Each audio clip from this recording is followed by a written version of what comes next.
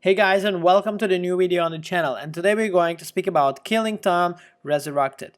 And what happened in this game was amazing. So let me ask you this simple question: are you the follower of our channel? If not, then let's have a deal. If you're gonna watch this video till the end and you like what you've seen here, you like the content and how we tell you about the games, then please drop us the subscribe. And if you're not the new one here and you've been watching for a while, drop a like. And let's go. Let's talk about this game. So first of all, I have to say this game surprised me, and surprised me by a lot. A lot of it happened while I just started the game. Navigating the game's massive map can take a while, and believe me when I say it, it's really very interesting experience. I was really very kind of like surprised how this game kind of develops straight up from the beginning. At the essence, Killing Resurrected is kind of like this type of game that is Doom inspired with the 90s era shooter style that feels like something that came literally from that era, and with a little bit of newer mechanics but the feeling of an old style game. It feels like a Killing Time is one of these blends of haunted house, horror games, Egyptian mystics, and American prohibited era flair.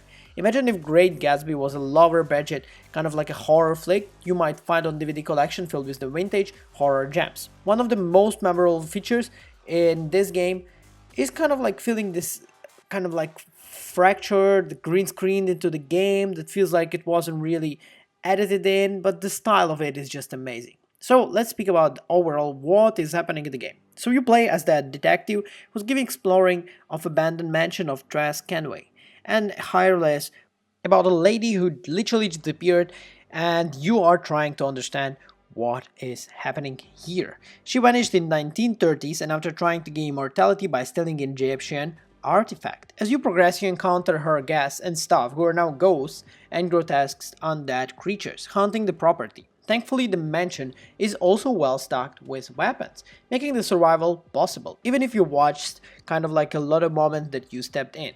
Night Dive Studios created this game in 2023, and they developed it into the more of like an experience in this year.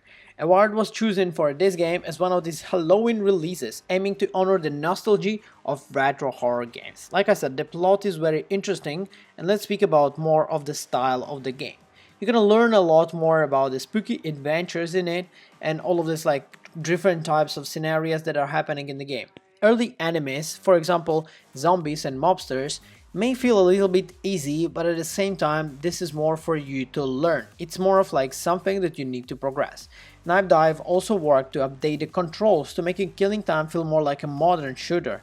Like I said, it has really very good mechanics considering how it visually looks. So don't make it fool you. This game is not retro game. This is new game styled like a retro. And I have to say, the original Killing Time was originally on Steam, and I tried it before actually making the full release of this one, and I actually felt like the classical game was a little bit more boring considering what you can get now in this new release.